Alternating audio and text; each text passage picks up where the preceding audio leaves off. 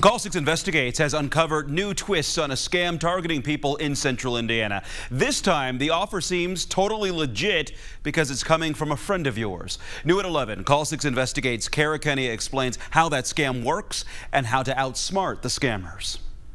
Chances are scammers have sent you snail mail, email, even called you on your cell phone. But the scammers are getting smarter. They're hacking into Facebook and using familiar faces to target you. Rodney Clark considers himself savvy when it comes to scammers.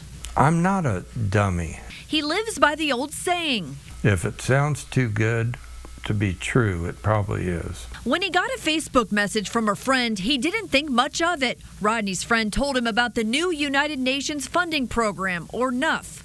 She had received $90,000 through this program, and it's not a loan, it's just something that you apply for, and she gave me the phone number to call. Rodney called the number and gave his name and address. Probably a big mistake. But he stopped short of revealing his bank account information and called Call 6 Investigates. And I wanted to find out from you if you thought that it actually was a scam or not. We did some checking and learned this is a new twist on a scam that's been around for years. This time, scammers are hacking into your friends' Facebook accounts and messaging you about the United Nations Fund. We called the number and left a message. We got this text back saying we're approved for free cash. We just have to fill out a bunch of personal information in 5 minutes. Call 6 Investigates contacted the United Nations, who says it's all a scam. The UN does not solicit personal information or offer free money. The UN is working with the authorities to put a stop to these scams.